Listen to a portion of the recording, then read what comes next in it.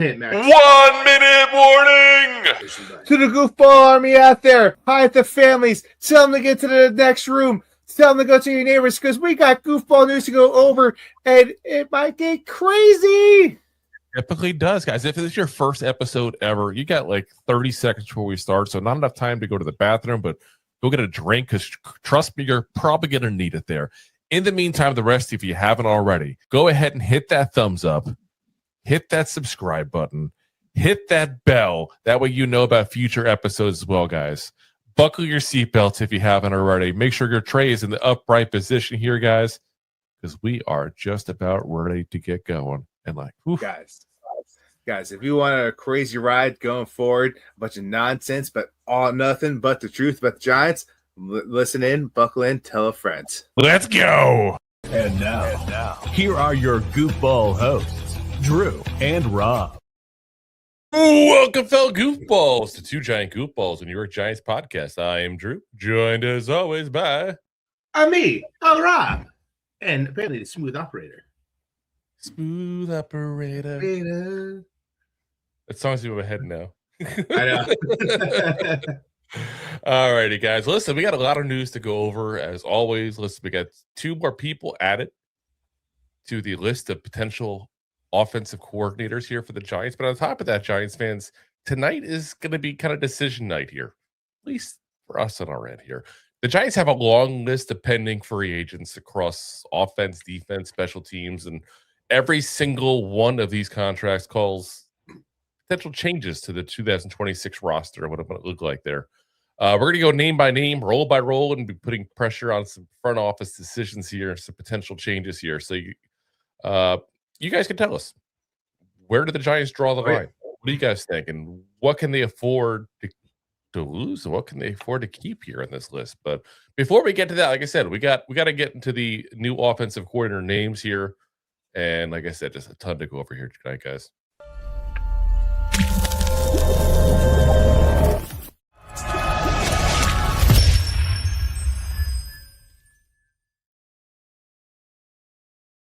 All righty, so we all know how, of course, Daniel Jones went off to the Indianapolis Colts last year and looked pretty decent there for at least for the first half while they played crappy teams. Well, it seems like the Giants were also very impressed by this because they put in for a request to interview two different people within the Colts organization there. So Jim Bob Cooter, who, first off, I'm sorry, I can't take anything that serious. I'm sorry. Jim Bob, like he should be coaching at Kentucky or something like that. Like, it's ridiculous. He's offensive coordinator for the Indianapolis Colts. Prior to that, he was the passing game coordinator for the Jaguars, consultant for the Eagles, running backs coach for the Jets, offensive coordinator for the Lions, quarterback coach for the Lions, and offensive assistant for the Broncos, Chiefs, and also a graduate assistant initially with Tennessee. So, I mean, he's been around, he's been around the league here a little while now. I mean, talking 2009 was his very first job. So, definitely some experience. Has 2 stops as an offensive coordinator. And if you're wondering, why are the Giants able to go ahead and, interview an offensive coordinator for their offensive coordinator job? Because we'd be giving him play calling. And Shane Steichen, the head coach for the Colts, is who calls the plays for the Colts. Therefore, it's not considered a lateral move, which is a weird loophole, basically, that the NFL has there. So,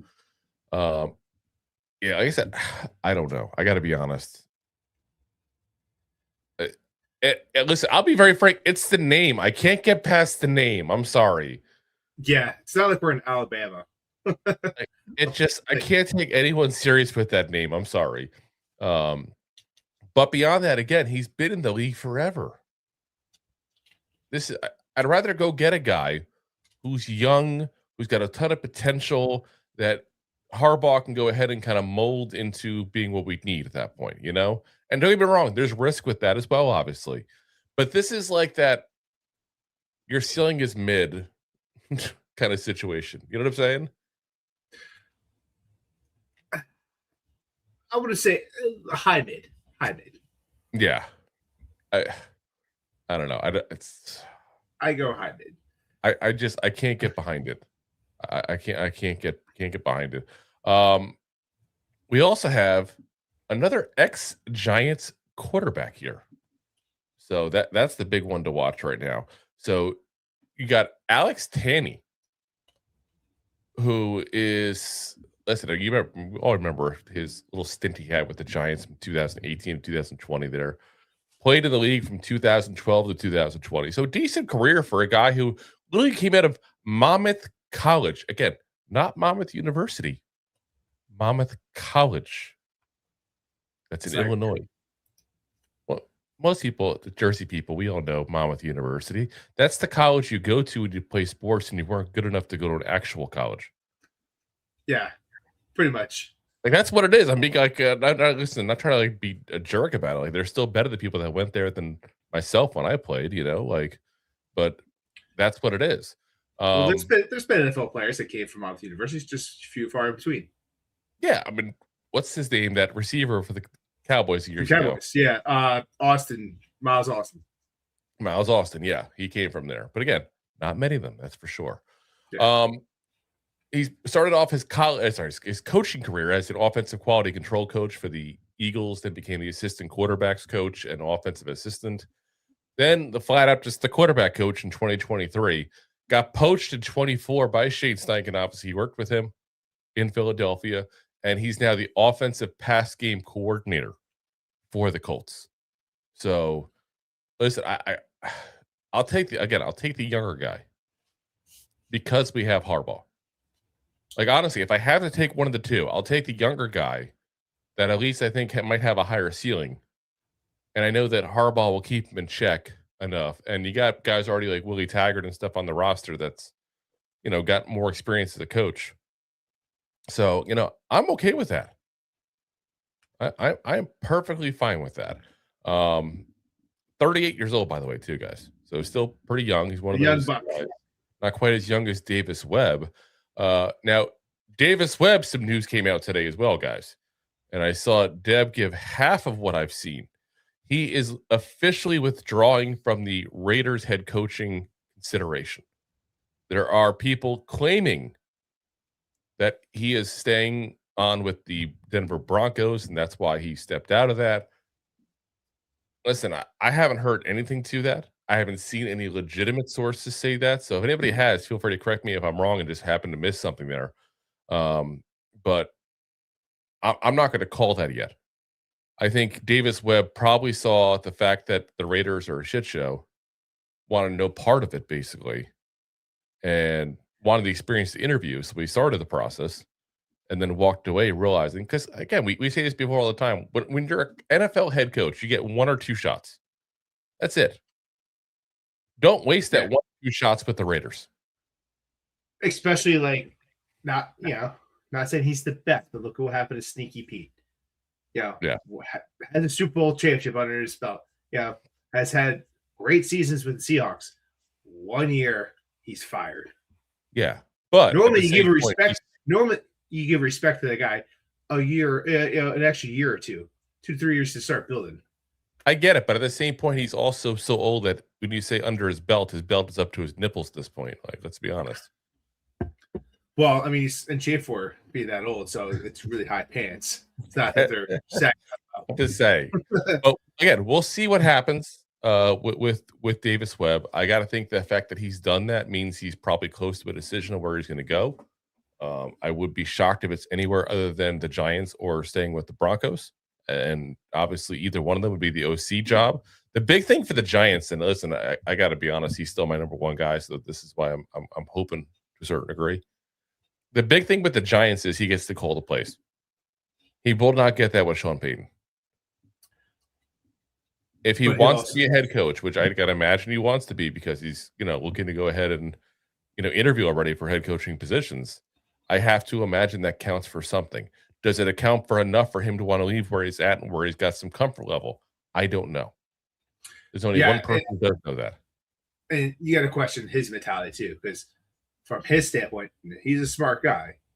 So do you want to take the right steps of go forward and go to a place where you may not call it play calls, but you're sitting behind a guy that does play calling where you can learn a thing or two instead of getting free range. So there's a little bit of like that training wheel still sit on there. So he feels more confident doing somewhere else without the training wheels. But for once, you could sit there and say, like, if you said last year you could stay with Sean Payton and learn from him, or you can learn from Brian Daboll, I'd be like, okay, yeah, I'm going to stay with Sean Payton. Yeah. This year, now it's a little different because Harbaugh and Sean Payton both are highly respected top 10 coaches in the NFL. Fair. So, like I said, that's where I'm at. So, like I said, we'll have to see what they think of, what he thinks of the franchise, what he thinks of the job. And I think it's also going to depend, partially at least, on what he thinks of Jackson Dart. He already knows what he thinks of Bo Nix, and obviously he likes him. He's worked well with him. We know that's not an issue. I just think he's that guy that he's going to work well with anybody. I really think very highly of, and it's weird. It's, I'm very picky in who I think highly of. I really think very, very highly of Davis Webb. And I really think he's the next Sean McVay coming. Time will tell. Well, time will. That's all. I mean, and it's a very lofty goal, but all right. Let's get to our free agents and all, because again, this is all conjecture right now, but we can at least give you guys the list of who is a free agent. That's a lot of people. Sometimes it's a very little, difficult thing to go ahead and keep track of who is actually going to be on the Giants next year under contract and who's available, who's a restricted free agent. We're going to go through all that. So we're going to do a position by position because it's just easier that way than trying to say this is the most important. This is the second most important. Let's be honest. We'd probably kick Evan Neal off the list if that was the case, if we're doing it that way. Yeah. So cut him out. So starting at quarterback, and we're not going to take a lot of time with this guy here. Russell Wilson, 37 years old. This year, 6 games, 3 starts, 58% completion, 831 yards, 450 of which came against the Cowboys in week 2. 3 touchdowns, 3 interceptions. I think it's safe to say he's not coming back. He should not be ever coming back to the NFL at this point. He's just done. Yeah. I don't think he should look. Maybe he should look into the coaching position. I don't think he recognizes he's done. I really don't. And I think that's the thing, is that somebody else may take a shot on him that needs a kind of veteran. But yeah, I'm good. I want nothing to do with this guy whatsoever. We're moving on. Yeah. Okay. In the words of Justin Timberlake, bye. Let's get to the one that I know Anthony in the chat definitely wants to talk about. Wan'Dale Robinson. This is potentially the biggest name we have in free agency this year. 25 years old still. Believe it or not. I mean, with us, 4 years now? Yeah. 25 years old. Just really young. He played 3 seasons because of injury. Yeah. That's what I was thinking in my head. I'm trying to remember. But yeah, 4 years. 16 games, 92 catches, 1,014 yards, 4 touchdowns, 3 rushes, and 5 yards. And listen, we have been saying forever that Wan'Dale is a 100 catch guy. He hasn't quite done it, but the last 2 years he's been extremely close. So here's the questions we get with this. 1, what would Wan'Dale Robinson have done if Neighbors was there? You could sit there and question, does he have a better year? Well, what I'm saying is you can make the question, you're not wrong that it takes some attention off of him, but you're also taking volume away from him too. I agree. And you're also taking a lot of coverage off him as well. Correct. And that's why I'm saying it's both sides of it. Because think about how much of this year Wan'Dale Robinson was the only receiver you had to worry about. Darius Slayton had a down year. Jalen Hyatt was Jalen Hyatt. I mean, who else were you worried about? They had to get Hodgins off the street. They had to, Gunnar Olszewski, they had to throw him in there, but he hadn't played, receiver in a long time. Yeah. I mean, he had a career year because he only played 4 games to the receiver. Yeah. I mean, it's just, to me, it's craziness that if you think about it, you could make the case that he's needed because, let's say, God forbid, Neighbors doesn't come back for a while. Neighbors isn't himself, which is all this possibility. You never know how people come back from ACL injuries. It's a high probability, and Wan'Dale knows all about that. Yeah. He went through it 3 years ago. Yeah. So the question then comes to be is, what would this room look like without him? Especially if, God forbid, there's an issue with Malik Neighbors. And I think it puts you in a position where you have to pay the man. But I think the big thing is you have to pay him cautiously. And what I mean by that is you can't sit there and give him a fully guaranteed or even close to like where you're stuck with him for 3 or 4 years if things don't work out kind of deal. I think you want to get a deal going where you've got 2 years, maybe in year 3, you got to pay something to get rid of him kind of situation if you need to. Yeah, or a high production contract. And I think what you got to do as well is you got to lower that cap number in year 1 because you're stuck with Slayton for at least 1 more year. But here's the question. I feel like every single year there are people who are overpaid in free agency. And I don't mean just overpaid as a free agent in general, because let's be honest, most free agents are at least somewhat overpaid for. But I mean, there's guys like who all of a sudden get these massive deals and you're like, whoa, what the hell? I didn't see that coming. And there's also guys that are undervalued, that are better than what the contract and what the market is for them per se. And I got to be honest, I can see Wan'Dale fitting into either category and it wouldn't shock me. Yeah, I mean, you're telling me the Browns or the Raiders want to pay him? Well, what I'm saying is I can see teams going, wait a minute, here's a 5'8" receiver with tiny T-Rex arms that has been a volume guy that doesn't go down, doesn't get the ball deep very often and stuff like that. Do I want to pay tons of money for that? But then I can also see someone like you mentioned, the Raiders, for example, use that. Going, okay, we're getting a rookie quarterback. Here's a security blanket for him. You know what I'm saying? Like, I can see both sides of these arguments, and they're both valid arguments. Or you might see like the Texans, like, we need an extra piece over there. This guy could be the guy. And it comes down to what Wan'Dale wants. And I think you have to make the contract just kind of what you lead to, a player team friendly contract. Something that's low year 1, but a production thing. And high at the end, but with an option with an out. Yeah. Well, I mean, again, it all depends on a couple of things. What the rest of the league thinks of Wan'Dale, and how badly does Wan'Dale want to be a Giant? Like, you got guys that once they're on a team, they want to be on that team the rest of their career. And the other guys that don't have that loyalty, and I don't mean that in a negative way, it's a business. Why would you leave millions of dollars on the table? Like, I would legitimately don't hate them for that. But I feel like I don't know which one Wan'Dale is, and none of us do. And you have to think about it too. We got Harbaugh now. So even if he wasn't the guy that wanted to be, a Giant for life, you're going to win a coach.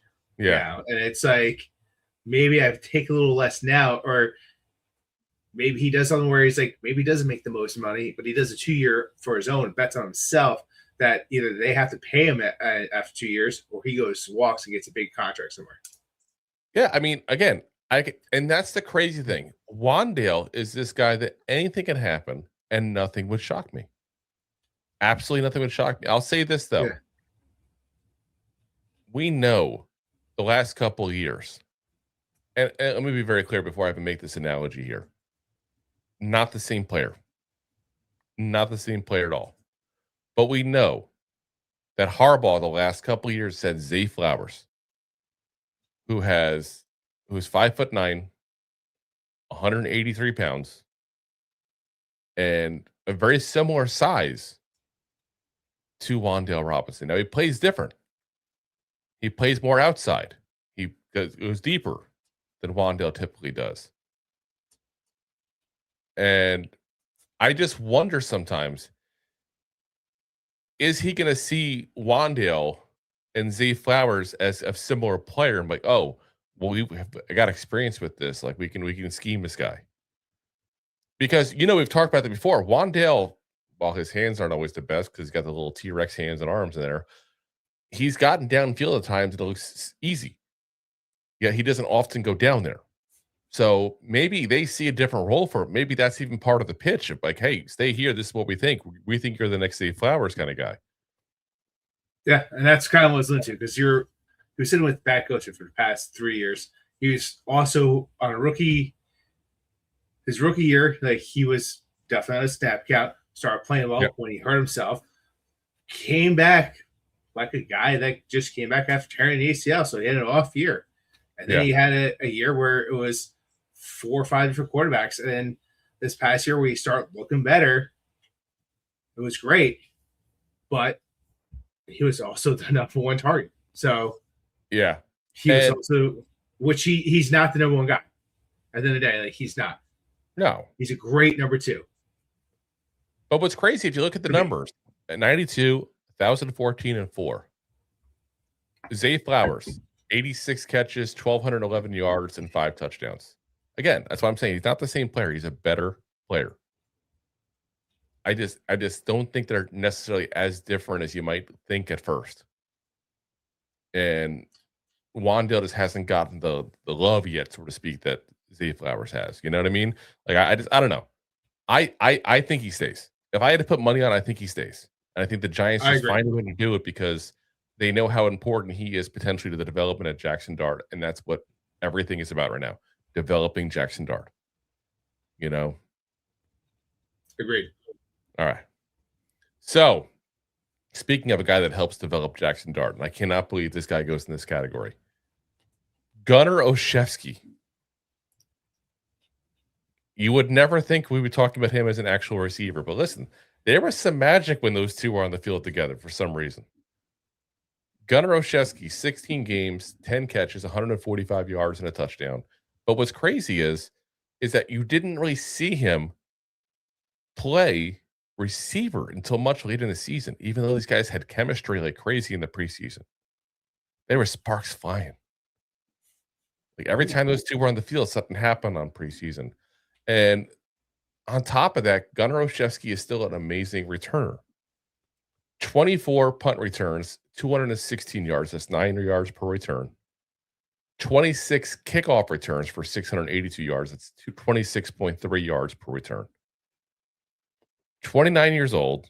He basically sat out, all of 24. I like it. I want to keep him. I would sign him to a cheap 1-year deal and see if that magic repeats. And if it doesn't, it's a cheap deal. I don't think people are going to be kicking the door down for Gunnar Olszewski. No, but that's a guy that's, you're not going to have to pay $15 million to keep. Yeah. So yeah, I would definitely keep him. That's my thoughts there.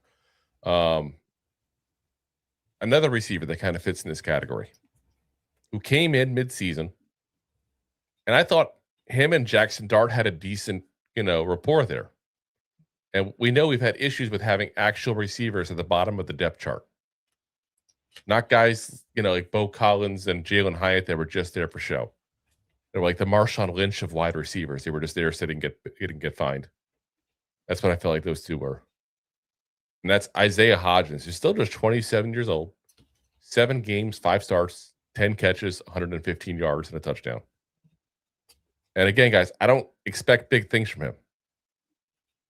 But I would bring him in a heartbeat and let him fight for a spot in camp. Like, there's a difference in him and Olszewski. Olszewski, you keep him because of the fact that he is a returner. And he's got to me, he's number one of the depth chart kind of guy because of his return abilities. And Harbaugh cares about special teams. That was his special thing. Yes. Hodgins is a little different. Hodgins, I bring in, I give him a chance in camp and to see if he makes it out of there. But at least we have a guy who's at the bottom of the roster, guy who we know is an actual receiver. More than we say that. It's a guy you put the best. He's the bottom list. That's veteran minimum. That's all I would spit on him. Nowhere else, Yeah. No one's really going to pay him, so he likes coming back to the Giants. He did, Yeah, I mean, he was first and then he came back. Yeah, he was all there the whole entire time. So, I mean, yeah, like I said, bring him back. And like I said, it's not going to be a crazy deal. It's going to be a deal that if he doesn't make it out of camp, he doesn't make it. Yeah. You know, no harm, no foul. But you give him a legit shot. So, on to the tight ends. This first one, I want him back so bad. But I don't think your tight ends. I don't think he's coming back at all. Daniel Bellinger, who's 25 years old, 16 games last year, 10 starts, 19 catches, 286 yards, and 2 touchdowns. And again, the issues are him and the Giants. It's not him. It's him and the Giants. Whatever the hell happened, why the Giants just don't want to go ahead and use this guy on a consistent basis. He's a fan favorite. He's the guy that's that lunch pail kind of blocker, along with being decent hands. I wouldn't say amazing hands, but decent hands. You know, I don't get it. I still don't get it. I'd love to hear the backstory whenever somebody figures out why the hell Dable wouldn't put him in more often. But slept with his wife. I just, to me, if I'm Bellinger, I am running out of there as quick as I possibly can. But we have that scenario because, again, new coach, new coaching staff, same tight ends coach, though technically, you can sit there and say, "Hey, I like what I see on tape. I want to use you in a different way." I don't think he's going to have that massive of a market. Like, I feel like he's that guy that the Giants fans love, but the rest of the NFL is like, who? Yeah.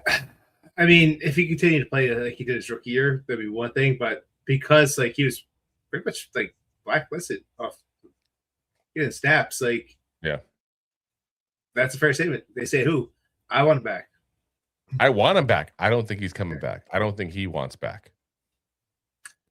I really don't. I think he will go to whoever will give him a shot that's not named the Giants. That's also a Giants move. I feel like we have a high turnover rate. Like we kind of just draft and go when it comes to our tight ends. Well, we do. We treat players wrong at times. I mean, we're to get to somebody here in a little bit here in the offensive line that definitely fits that category. But Bellinger is that guy. Like, he has a good rookie year. Most people say, okay, let's continue developing him. No, not the Giants. They're like, let's go trade for Darren Waller. Darren Waller doesn't work out. Should we go, let's go back to Bellinger, get a good rookie year? No, we're going to draft Theo Johnson. There's something there. And I don't know what. I don't know if he's, I don't want to suggest it even, but I'm going to kind of throw it out there. I don't know if there's an issue where he's kind of a jerk or something. We don't know him personally. It just seems weird. I don't know. Like, maybe he said something to Dable that Dable don't like, and he just was like anti-Belcher. Yeah. I don't know. Maybe he's the guy who you know, embarrassed Dable into losing weight. I don't know. I don't know. There's something there. But again, I don't think he's coming back personally. I think he's going to run for the hills. And if he doesn't, I'm very happy to have him back. Be very clear on that. I am very happy to have him back. I just don't see it happening. So, all right. Up next, another tight end. Chris Manhertz, 33 years old this past season, 17 games, 3 starts, 1 catch for 7 yards. Chris Manhertz is the modern day version of Howard Cross. Yeah. Plays forever, is technically a tight end, plays like a third tackle, basically. Like, he just doesn't catch the ball. Doesn't get thrown the ball. So, like I said, I don't know, man. I'm so mixed on it. I think he's like that guy who's not a priority. But if you want to bring him back and things don't work out with Bellinger or whatever.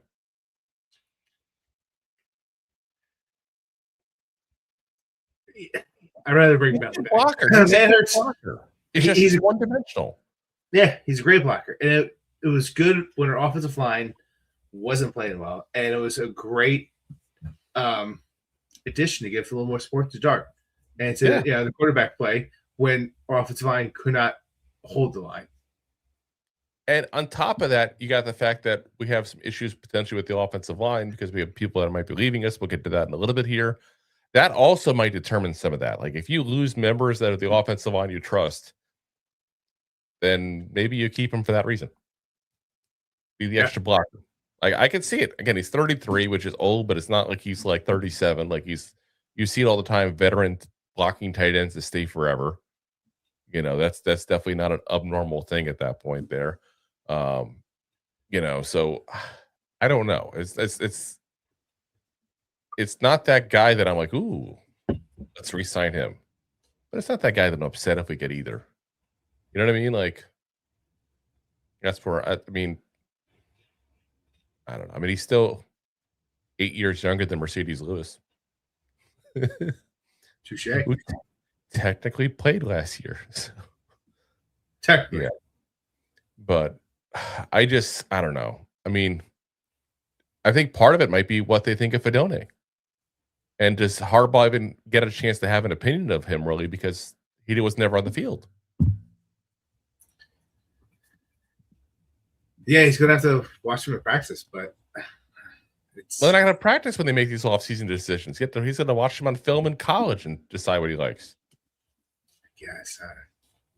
That's the crazy part. So, again, we'll have to see. Because he's never seen anything, he just might just cut Fedone. Like, it just might be what it is. So, like I said, 50-50. He comes back, he's great. If he doesn't, no harm, no foul. Sure. Yeah. So, all right. The other big one here.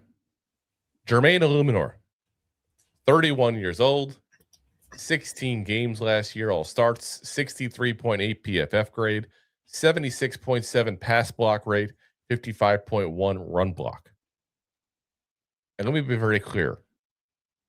I want him back. I would like him back. I would love him back. And I just don't think he's coming back, guys. I really don't. I think there's two things that work against us big time in this.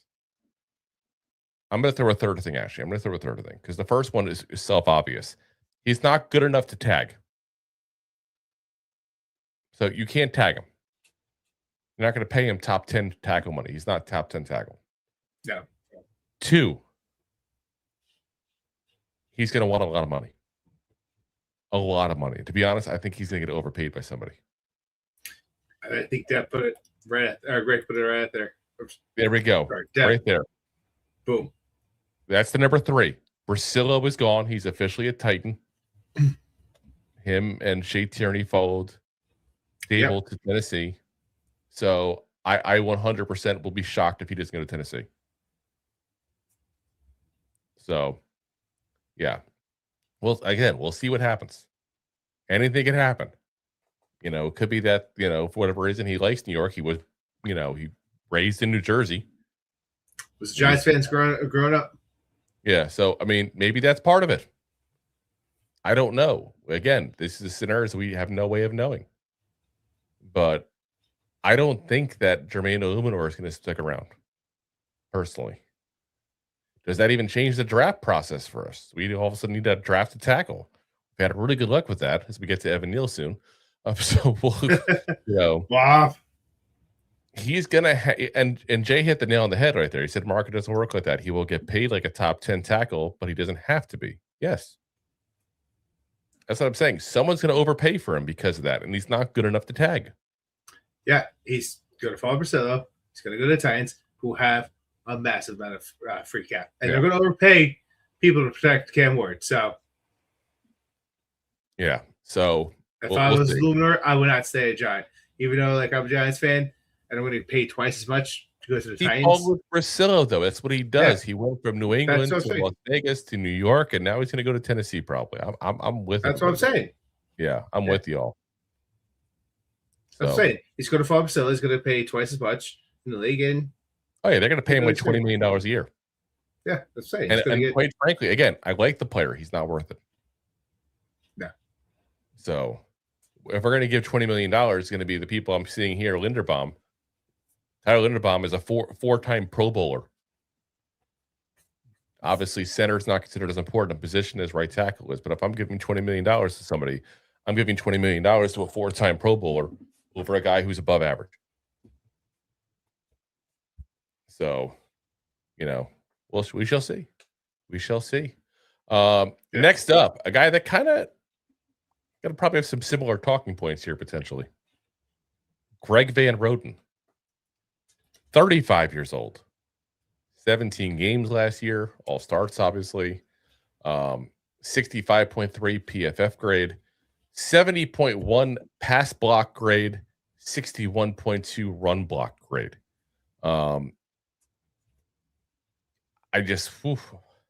I want to keep Van Roten. He's cheap. He's solid. He's a guy that can play every single goddamn game. That's what he does. 2 years now with the Giants, hasn't missed a single snap. How many players can we say that about? Woof. Not a lot of them. Yeah.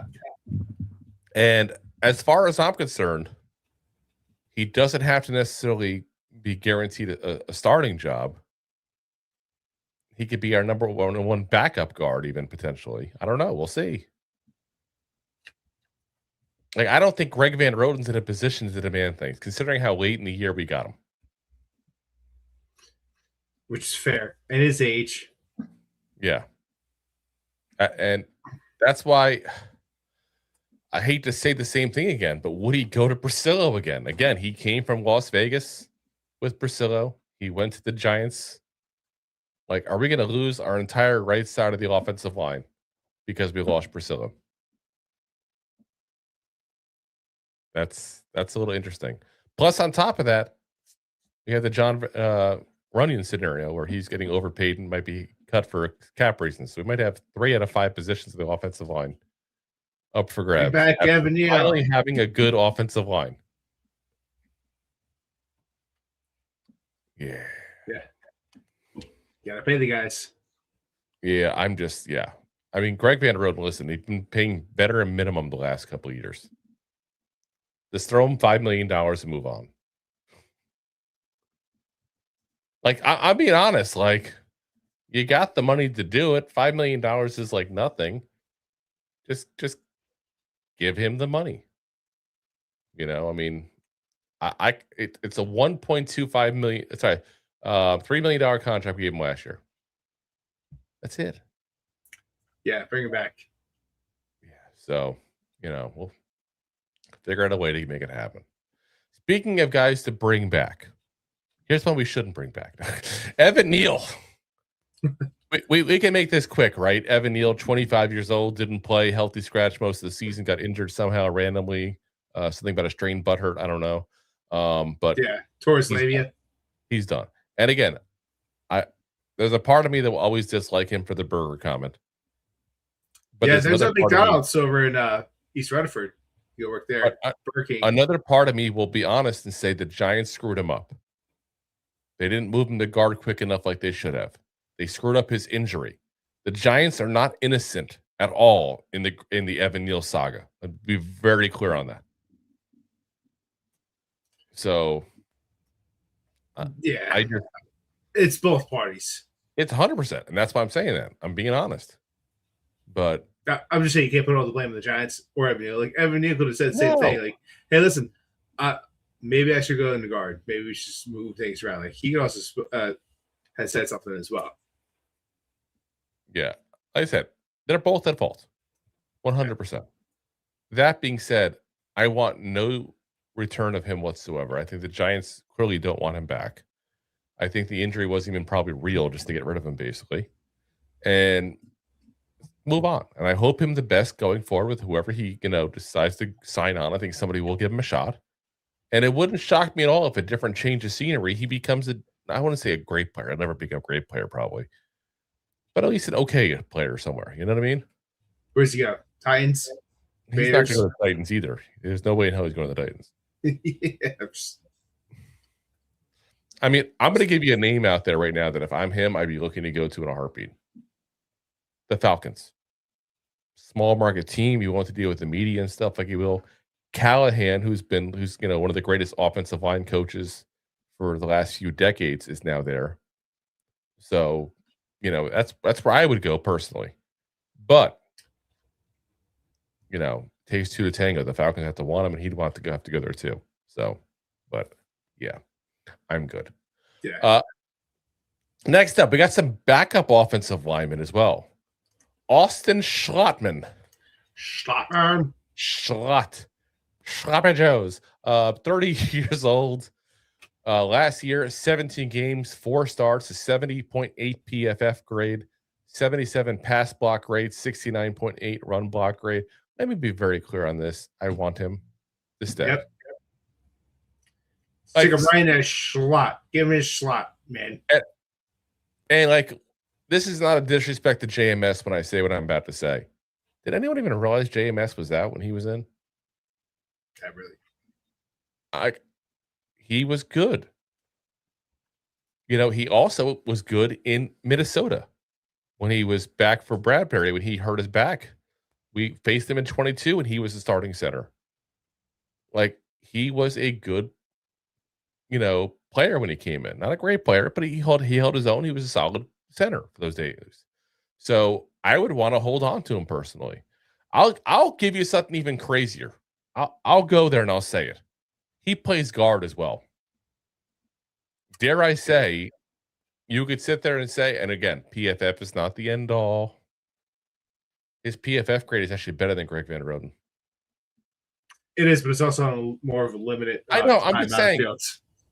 I've always been higher on Schlottmann, not just because it's a fun name, but I remember watching him in the Vikings games when we played him both times in 22. He was the starting center. When we got him, I was like, okay, here we go. We got a guy who's actually a center and actually has some experience. It didn't look bad. So, like I said, I think you go ahead and you keep Schlottmann. He's a potential guy that if you do have a guard spot to pop up, could potentially go there. Most likely, well. And listen, again, you don't necessarily want him to. You want to bring somebody else in that you think is better. You want to draft somebody, whatever the case may be. He is a top tier depth piece at the inside offensive line. So, like I said, I'd do Keep it. him. I would He's hold not on. going to be expensive. Yeah. Now, again, does he want to stay? I don't know. He's not a Brasil guy, though. Again, he came from Minnesota, so unless he became a Brasil guy the last couple of years. He's happy to be out of Minnesota, eh? Yeah. And Ronald just brought up a key point as well. JMS does get hurt a lot. So having a legitimate backup center, that's key. It's nice. I want. Yeah. So, nice shiny toy. Let's keep it. Yeah. I mean, I'm not shiny per se, but it's serviceable. It's a serviceable toy. So here's a not serviceable, though. Josh Ezeudu. Craziness here. Ezeudu equals doo-doo. Let's move on. This is like a binge and purge kind of offseason, I feel like, for bad draft picks to a certain degree. So we go ahead and we get rid of Evan Neal, and now we get rid of Josh Ezeudu, 26 years old, had trouble staying healthy. The Giants didn't necessarily do him any kind of favors either by trying to convert him from a guard to a tackle, which is just unheard of pretty much. Didn't play at all this entire season. And listen, I'm good. Let him go. He needs to go elsewhere. And somebody convert him back to a guard and let him play his natural position and see what he can do. I don't think he'll ever be any good, but maybe gets a role as a backup somewhere so that makes a little dough and, gets to retire. I don't know. I got no ill will for the guy. He didn't call us burger flippers. Yeah, I mean, that was his best role, was like as a kind of a backup. Yeah, because he was always hurt. Yeah, I mean, yeah, not wrong at all there. Another one, backup offensive lineman. Aaron Stinnie, 31 years old now, 17 games, 1 start, 62.7 PFF grade, a 58 68.1 pass block, 68.5 run block. And he's kind of the outlier. A lot of our guys we had were better pass blockers than run blockers. Aaron Stinnie's always been more of a mauler kind of guard that is good in the run game. And that's somebody I definitely want to go ahead and look at keeping. Again, he's a solid interior offensive lineman backup. I don't think he'll ever push for a starting job. I'm not trying to say that, but he has started before with his time with the Bucks. Obviously, he started the one game this year as well and didn't embarrass himself. He's a good, solid depth piece. Not everybody has to be a home run. And that's something we need. We've needed for a long time. It's depth. Yeah. So solid depth. Keep him. So, guys, we're going to get to the defense here. Before we do that, we're going to pay the bills real quick. I just want to mention, because Deb said don't forget to preview the merch. That'll be Monday. So I have off tomorrow. I'm going to get all the new merch and stuff. There's a few things we have. So, you know what? Should we give them the other taste of the other one I got in here too? Ooh. Which one? The hard bought in. Yes. So I guess we should. Because it's there. So yeah, like I said, we're gonna have a few things here for you guys that we're working on. So like I said, that'll be out Monday. I'm gonna actually put it up tomorrow, probably. So it'll be up before I even do record Monday. But Monday, for those who haven't checked it out, I can go ahead and give you guys a little preview on that there. We might actually be changing merch providers even. We don't know. So that's all going to be figured out tomorrow. So I'm not going to give you guys too much. But for the meantime, we're going to pay the bills. Might be the last. It's also a shadow face. Just for anyone asked that question again, we had last night. It's a shadow face. It's a silhouette, if you will. Yes, we can't actually use faces. And it's funny, because I see some podcasters do use faces and all, but that can get you sued. So I don't want to get sued. I'd rather not get sued. Yeah. So, all right. So let's pay the bills real quick, and then we'll right back with you guys with the defense. Thanks for watching. Like the show?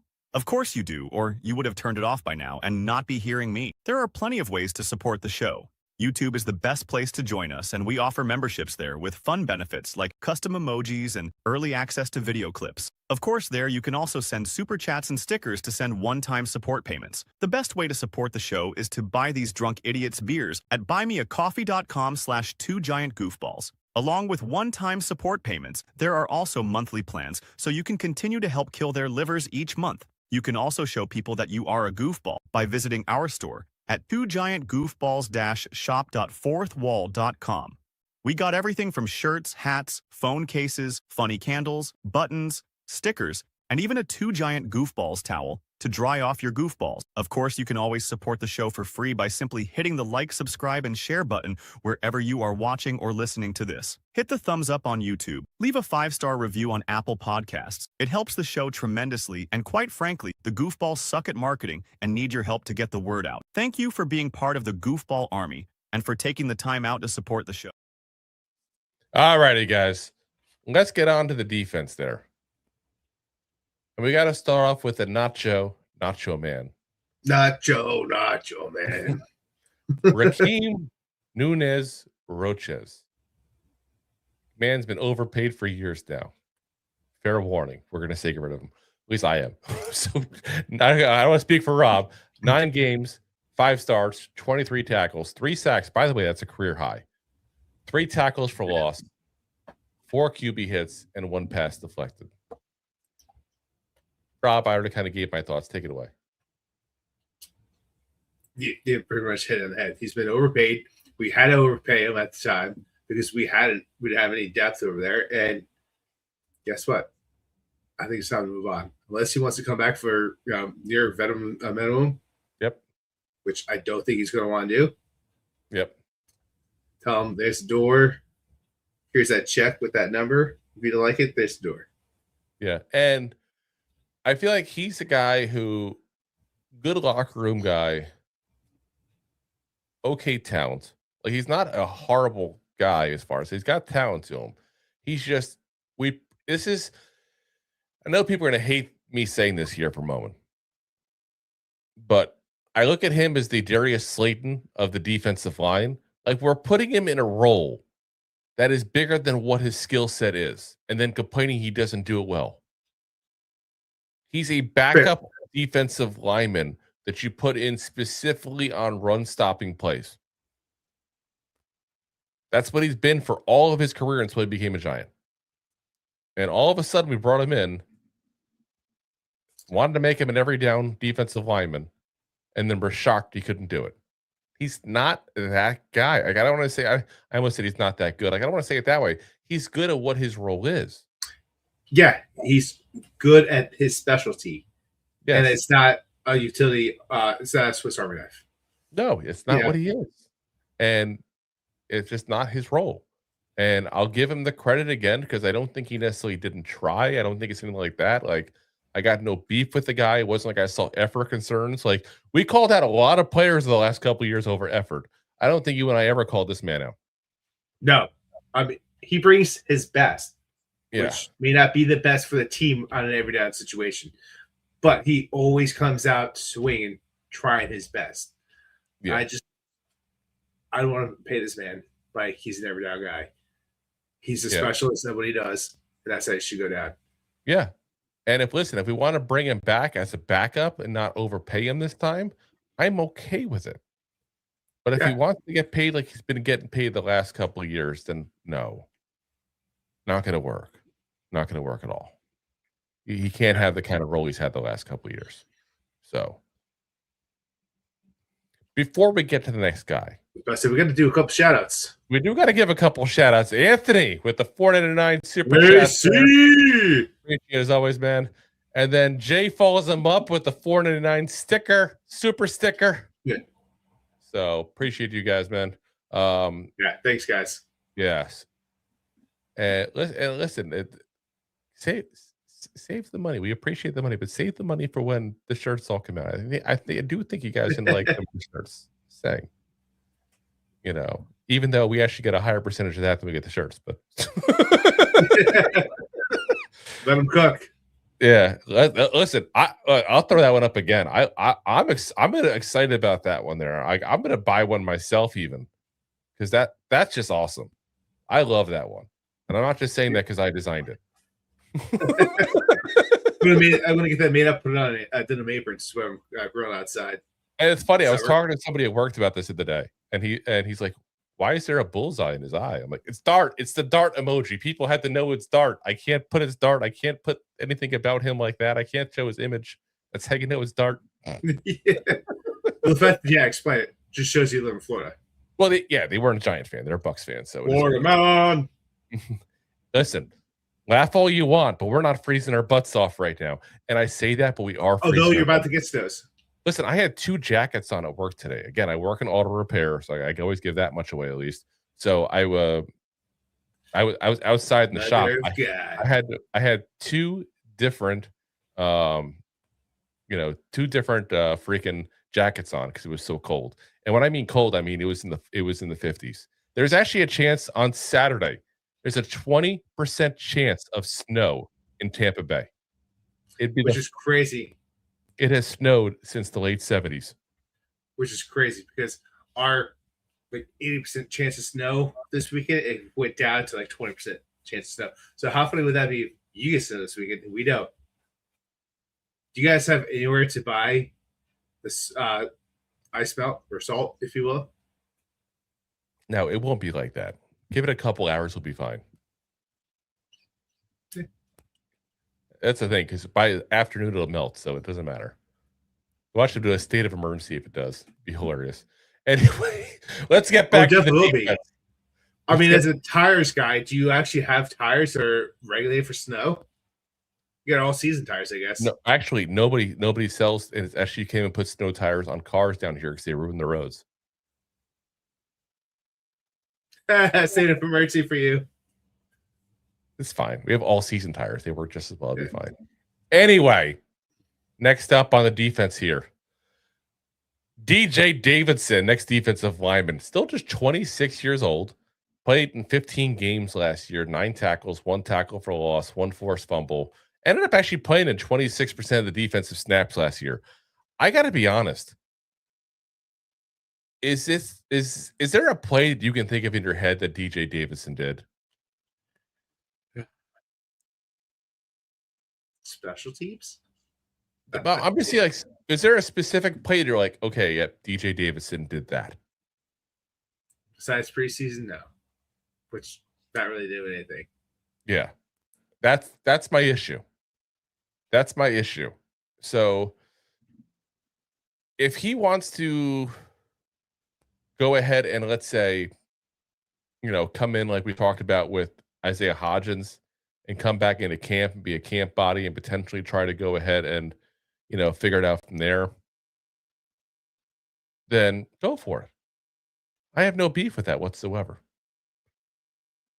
But I can't imagine that there's anybody in the Giants organization saying we must get DJ Davidson back. Except maybe Joe Shanksy drafted him, but otherwise, I don't see it. Like I said, sign him to a 1-year deal with like no guaranteed money, bring him into camp, and if he makes that a camp, great. If he doesn't, he doesn't. Yeah, pretty much. Yeah. Minimum. If he comes back, he comes back. If he doesn't, he doesn't. Yeah. No hair off my tuchus. So next up, linebacker Micah McFadden, my neighbor. Apparently you guys do naked yoga together.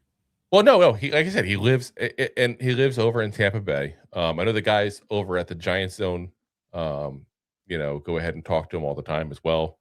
They were actually talking about coming down to Tampa Bay. We're talking about trying to see if we can get him out to here to a show at Ferg's, which is a bar in St. Petersburg that was literally named the best sports bar in the entire country by USA Today. Really cool bar, by the way. Good people there too as well.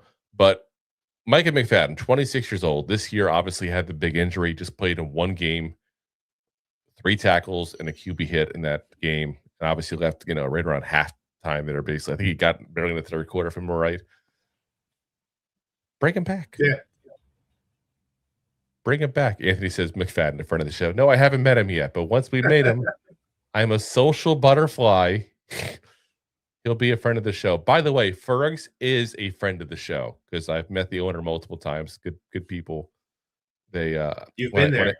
I've a lot. I've done live shows there quite a lot too, as well, for my buddies that do the Tampa Bay stuff there too, as well. So good place to go to do great burgers. Anyway. Yeah. As Jay says, JPP, friend of the show. I never met JPP. Not everybody's a friend of the show. No, he's just saying that Jay himself is PPing. Oh, okay. Here we go. Yeah. Anyway, Micah McFadden, I want to bring him back. I have no clue what he's worth, guys. He's one of those players that's like he's good, but he's also not always there. But when he's there, he's there. I feel like he's mostly been there until, this season. Like, this was the 1 year that you're like, okay, well, I don't really see anything on him. But talk about the worst season to possibly have to go ahead and miss basically the whole year. Yeah. Like your free agency year. That's the year you want to have your best year. I just don't know. Like, I don't know what he's considered worth-wise there. But I want him back. I would take him back on like a 2-year deal for like $10 million. Yeah. Because there's a value. Right. And I think you're paying off fair value off of what he did in the past, but you're also, I don't want to say penalizing, but you're including into the equation the fact that he's coming off of a big injury and he didn't play last year. Because without that, I would have said probably $7-8 million.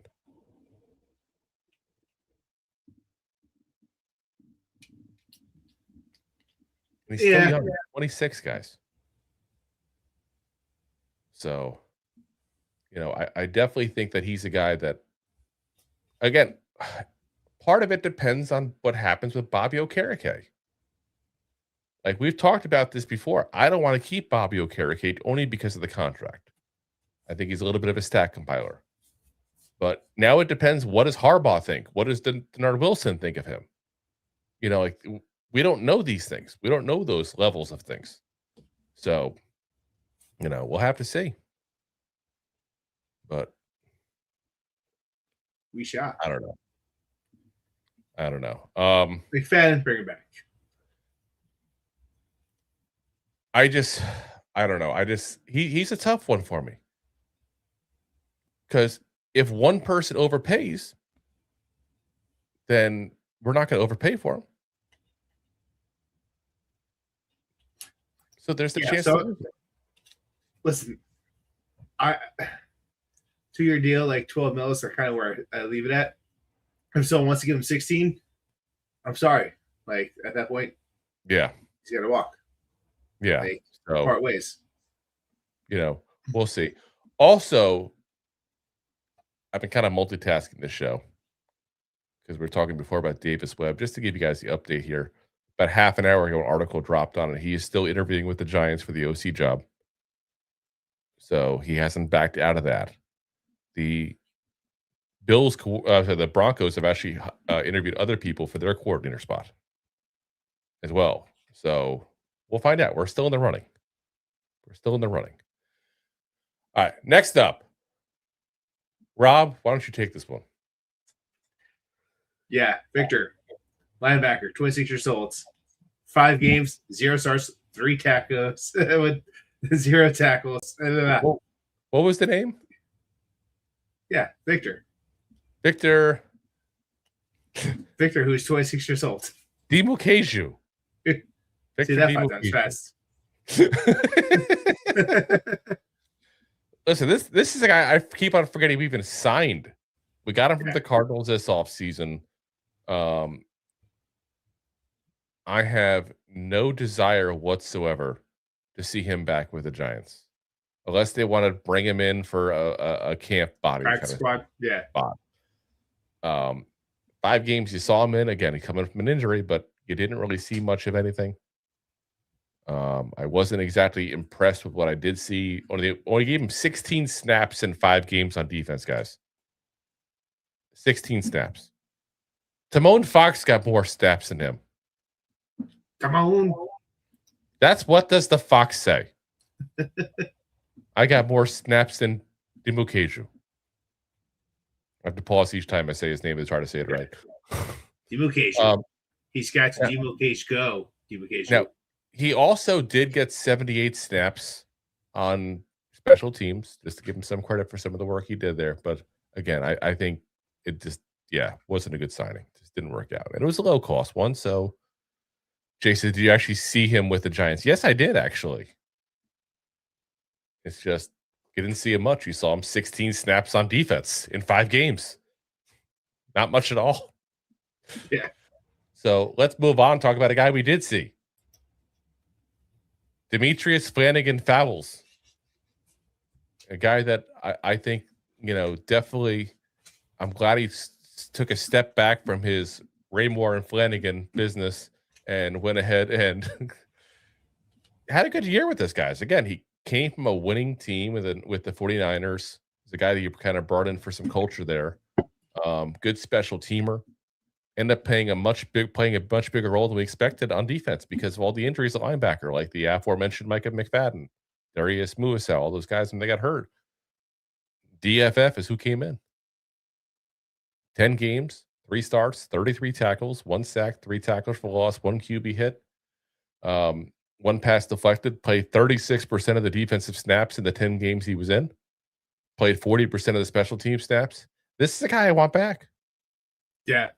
He's the guy that, obviously don't want to overpay for him, but no, on a cheap deal. You bring him back on a cheap deal, just for the leadership in the locker room and just the culture building. As everything's changed, this is a guy that came from a winning organization.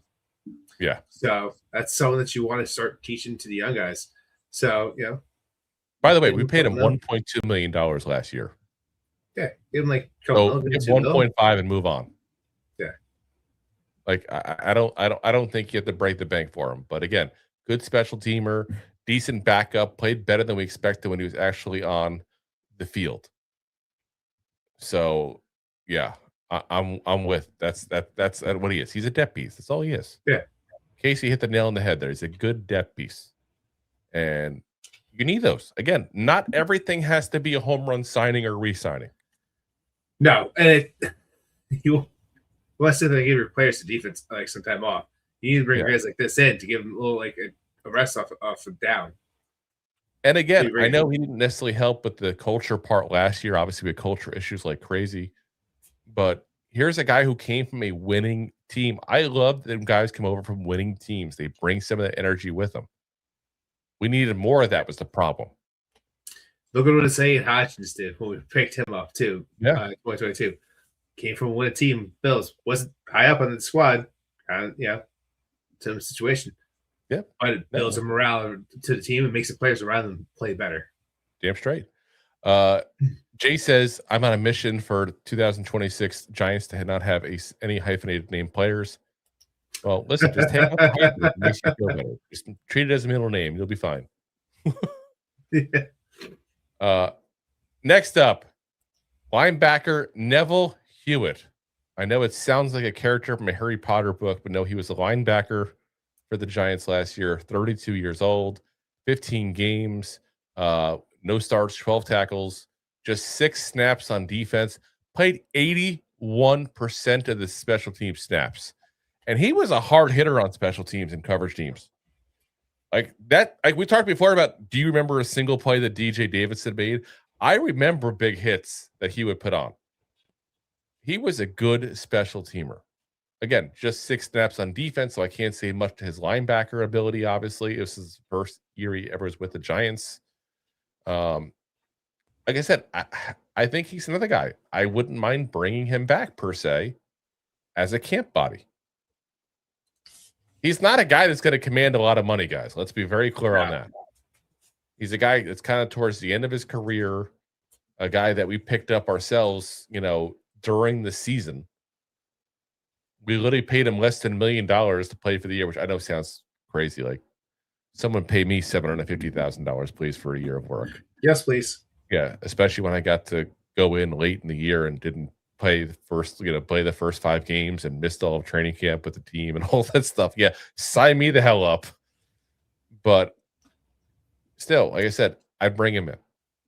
Give him a friendly deal, not a lot of guaranteed money. Here's $20K we're going to give you just to show up for training camp, that kind of thing, and that's it. And move on. Yeah. That's the role. So here's the big one here. And I do think the signing of the new defensive coordinator changes everything. Cor'Dale Flott. Still 24 years old. Does turn 25, though, in August. 14 games last year. 38 tackles, 3 tackles for loss, 1 interception, 11 passes deflected, and a 66.9 PFF grade. This is a guy that, quite frankly, I'm so torn on. It's not even funny. I say bring him back. Look what he did with terrible coaching. Yeah. Here's my concern, though. Here's my concern. He doesn't fit the defensive scheme. I want him back as a player, but my concern is he doesn't fit. If you listen to what Denard Wilson wants, he wants guys who are going to pop you at the line, aggressive. That is not Flott. But can a team so thin at the corner really give up their best corner? No. And a good coach will figure out how to make him play similar to what he wants. So yes. Bring him back. And that's why I'm okay with getting him. I just think we have to include that in the equation in the conversation. Plus, we have to include the fact that how much are we going to pay this guy who doesn't necessarily fit the defense, who had 1 good year? You're going to sit there and pay him probably $18 million 2 years. But it's going to take that. Will somebody else overpay him? Again, we talked about receivers getting overpaid so much that, nowadays. You got receivers getting paid $30 million now. Even an average receiver like a Slayton getting paid $12 million a year. Who do you think covers those receivers? The corners. They're getting paid too. I don't know what his market's going to be. I really don't. I just think that he's a good enough corner that if I can keep him and the dollars make sense, you got to keep him. Because you have so many issues in the secondary. Now, I also think that the Giants are in a position of strength because not just Harbaugh coming here, but Wilson. Corners, secondary pieces have excelled excelled so much with Denard Wilson. Yeah. And guys aren't that good. Flott's one of those guys that steps up to the challenge. I feel like he's not always been the best physically, but he's the guy that puts it all on the line. So like you pay the guy, let him do what he's going to do. Give him a 2-year deal. Like you don't go anything crazy. 2-year deal, 1 year guaranteed to backload the end and see what he does next year. If he excels, then perfect, great. Yeah. Extend him and go from there. And he's 175 pounds, guys. This guy is literally giving up like 40 pounds on receivers on the regular. That depends on the receiver. Like that's, 215 is not crazy. I'm not talking DK Metcalf is like what 225, 230. Yeah, 235. Yeah, but DK Metcalf is basically a freaking tight end. When did Cor'Dale Flott come out of the draft?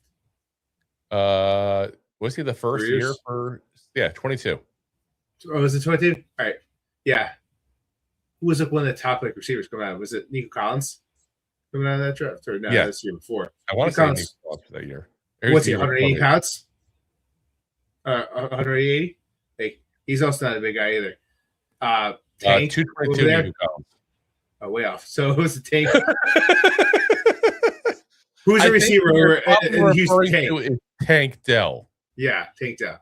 Tank Dell, who's like who's 5'10", 165 pounds. Yeah, but that's an anomaly. Like that's an anomaly, but there's been a lot of receivers that we talked about carbon drafts that a lot of these guys coming up are now 180 pounds. Like that's there are guys coming up in the draft. They're just faster and more physical at a lighter weight. I'm gonna give you a weird scenario here because I'm hearing guys I see guys in the chat about moving players around. What if we moved Flott in the inside and we moved Phillips to a safety position? Let's side it out. Like I don't think it's a terrible idea, but yeah, you got talent, you got a guy that's gonna come in and work hard, pay the guy. But keep on Phillips 180 pounds, just to be clear, so it's kind of hard, but he hits like a safety, Yeah. So yeah, like I said, I don't know. I mean, to me, we're at a spot where so thin. Can we really go ahead and allow a guy like this to leave? No. But again, we also can't afford to overpay. So I got to include that in the mix as well. I don't want to overpay for the guy just because of the fact that we don't want to get rid of him. So it's a fine line to walk. I like him back. I'm going to put it this way. I like him back, and I think he comes back at the right price. If the money becomes too much, he's going to go elsewhere. Probably not Tennessee. But I don't know what's too much for the Giants. That's the problem. I think it's big. So, not big, but I think, yeah. One more defender. Another draft pick. Got some mixed results. Dane Belton, 25 years old now, 17 games last season, 9 starts. I had to do a double check on this one here. 120 tackles last year. Oh. Yeah. I did not even realize his tackle number had gotten so big. That's a little crazy there. But this is right off of Pro Football Reference, guys. So 120, it's combined tackles, not solo, obviously. 60 solo, 60 assists he had. So, but yeah, that's much higher than I expected. 2 sacks, 3 tackles for loss, 2 QB hits, 5 passes deflected, 3 forced fumbles. He had a 62.3 PFF grade overall. I want him back because, and here's the crazy thing. If you had asked me this question last week, I'd be on the fence. I want him back now because of the coach. Dane Belton has always had potential in my eyes. The issue with him is the bad plays. We talk about all the time. When there's a really big, good play happens, he's there. When a really bad, big play happens, he's there. He's always there. I want to see what he can do with Denard Wilson. Denard Wilson is I'm telling you guys, like I don't think people realize yet on this. He's a goddamn freaking wizard with corners and safeties. He is a excellent guy at getting the most out of a secondary. And I think Dane Belton is primed for that kind of guy to have a turnaround with a really good coach. So I want to keep him. I don't think he's going to have a massive market. I think we can keep him somewhat cheap. I really do. I don't think anybody's going to go, I need Dane Belton. That's what my team's missing. And at worst, if I'm wrong, Nubin and Holland obviously are starters at that point. He's a backup that at least has some rapport with the team and stuff like that. And, I don't want to say it won't embarrass you because let's be honest, he will embarrass you at times potentially. We've seen that. But it'll also make big good plays as well and kind of balance it out to a certain degree. I want to keep him. Yeah. So fun football. I'm on the fence with him, but I lean towards keeping him, but I wouldn't be that upset. Yeah. But I think he stays just because of coaching. Yeah. Like I said, I think that's if there's one guy that I think is primed to improve because of Wilson, it's him. Number 2, I would say, is Banks, weirdly enough, just because Banks plays the kind of defense he has. So, yeah, I definitely think that's the guy that would be, prime for an improvement based on the coaching at that point there. By the way, I'm seeing the comments on the likes now. Ronald said 12 likes. We are, as Jay says, we're at 24 likes, guys. I could see we got 53 on just YouTube watching. That means at least half of y'all haven't hit a thumbs up. Hit that thumbs up button, guys. Like I said, it pushes that thing out big time out to YouTube there. So, one last one we got here on the free agents. Then we got a couple of restricted free agent stuff like that, but they'll be much quicker to go through. And this will be a quick guy too. Casey Kreiter, long snapper. We all know we like the snapper. 35 years old. And listen, as long as he can snap still good, keep him going. He's one of the better snappers in the league. He snaps like no wonder. Let's be honest. When do you ever hear Casey Kreiter's name said? Never. And that's a good thing. Damn straight. If you have to hear about your long snapper, if you know your long snapper's name, you're either very in depth of the roster or he's screwing up. Yeah. So it's not a glorious position in football. So you don't know his name, you don't hear him that often, keep him. Yeah, Casey says his name is Casey. I like it. No different spelling though. Right? Oh, I'm thinking the Kreiter because that's the K. I'm thinking of Casey with a K for a second. You're right. It's the same spelling. So yes. So, all right. Let's get to the restricted free agents now. Restricted free again. We're going to run through this quick because those guys are much easier to come back. They're probably going to come back and at least be camp bodies. So restricted free agents, to run down what it is. It means they've been in the league for a few years now. We hold as the team the rights to write a refusal. So if somebody goes to sign them, we have the option to go ahead and match it. That's what it means. First, Bryce Ford-Wheaton, 25 years old, torn Achilles, didn't play all year. Again, you want to bring him back at a minimum deal. He was a decent guy in special teams. Bring him in camp, see what he can do. Okay. Fan favorite. That's about it. Go for it. Oh, fans going to get over him already. Yeah. I'm sorry. I'll never get the hype in this guy. Because he had a couple of nice YouTube videos. Watch the one where he drops the ball every 2 seconds, too. You think Slayton's got bad hands. My God. This guy makes Theo Johnson look like he's got glue on his gloves. That's terrible. Tomon Fox, 27 years old, will turn 28 in March. He's coming back. This is the Tomon Fox role. He's the guy on the roster, off the roster, on the roster, on the roster. I guarantee there's like some backdoor deal where he's going to be like a assistant coach at some point there. So that's just what he is. But last year, 9 starts, 1 tackles, 9 games, 1 start, 6 tackles, just 76 snaps on defense, 76% of the special team snaps. So again, he'll probably stick around. Zaire Barnes, 26 years old, 11 games, 1 start, 29 tackles from the linebacker there, 1 sack, 2 tackle for loss, QB hit, just 92 defensive snaps, 168 special team snaps. He kind of goes in the same as Neville Hewitt. You know, it's the guy that you bring him back, figure out your depth linebacker.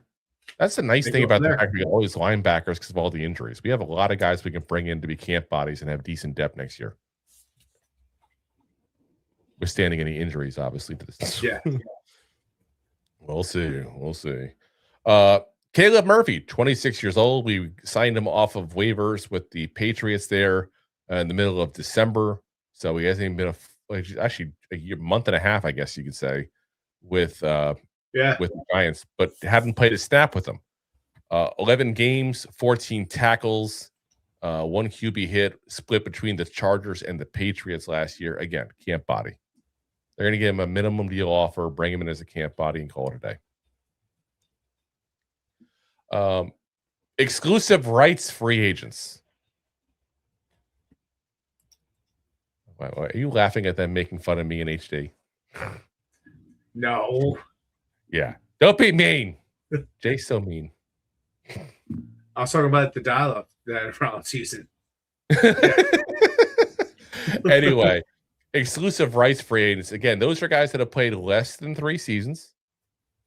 And the Giants can offer them a 1-year league minimum contract, and they're locked in to play for the Giants. They can't negotiate the teams. There is no right of refusal thing. We offer them a contract, they have to take it. That's the rule. So Ryan Miller, the wide receiver we got from the Bucs that didn't even play a single snap, 25 years old, turns 26 in March. Again, has good special team abilities there. Last year with the Bucs, 13 games, 3 starts, 2 catches for 34 yards and a touchdown. But yeah, again, you're going to bring him as a camp body. That's what he is. Nic Jones, 24 years old, 13 games, 8 tackles, 1 pass deflected, just 20 snaps on defense, 55% of the special team snaps there. And then Art Green, another corner, 25 years old, be 26 next year in April, just had a second year with us. 11 games, 11 tackles, no defensive snaps, played 75% of special team snaps. So again, he'll come in and be a camp body. That's what these guys are. They're borderline NFL buddies. All righty. So I think that's going to call it a night for us, guys. So let's see. How many thumbs up do we get up to on YouTube here? We're going to start being those annoying people with thumbs up because YouTube likes that. Come on, guys. Yay. But I think there's one update for me to look at it. We're up to 26. We've eclipsed 25. There we go. I'll take it. Appreciate you guys. So, listen, we'll be back Monday. Who knows what we're going to do Monday? We'll have to see what happens there. There's all kinds of craziness going on this time of year, obviously. But we will definitely have a show for you guys on Monday. We'll be going over anything that's breaking with the Giants. Listen, again, we got to play it by ear that many days out. Hopefully, we'll have a conversation about an offensive coordinator. If we do sign an offensive coordinator, guys, we will go ahead and do a show probably with that.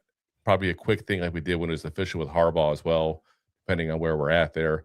But again, the best way to know is subscribe. So hit that like, hit that subscribe. Let me be annoying and tell you to hit the thumbs up again. Ring that bell.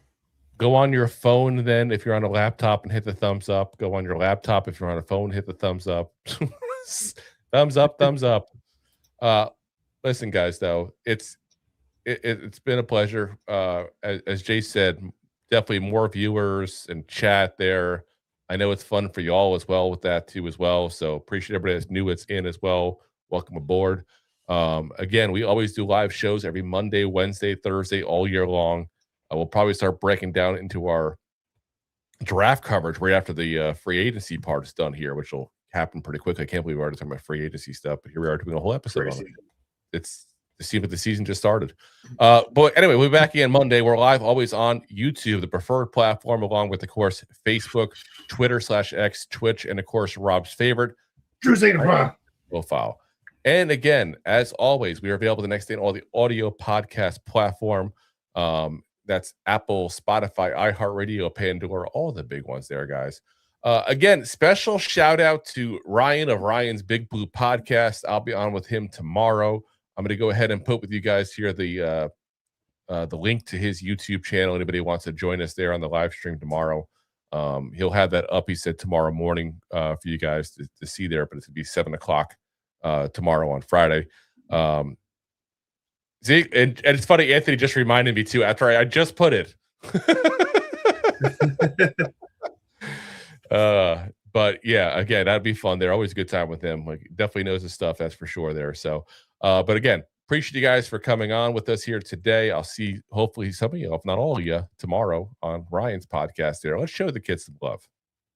Listen, yeah. I say it, and I don't want to come off as condescending because, like, I know I took it when I was his age. But guys, he's like young and doing this stuff already. Like, imagine if Rob and I started, we were that young. Jeez. Yeah. Back then, they didn't have YouTube, so, you know. Like I said, I give him props. Just support him because, again, he knows his stuff, and to start off that young like that to do this kind of stuff is impressive. So definitely. All right, guys. We're going to go ahead and call it a night. We'll see you guys there Monday. And like I said, again, hopefully see most of you guys there on tomorrow night with Ryan. Appreciate you guys for joining us there. Appreciate you supporting, watching, listening. And as always, Giants fans, go G-Man! Thanks for listening to Two Giant Goofballs, a New York Giants podcast. We appreciate your support. Thanks so much. Please, I'm begging you. Please subscribe.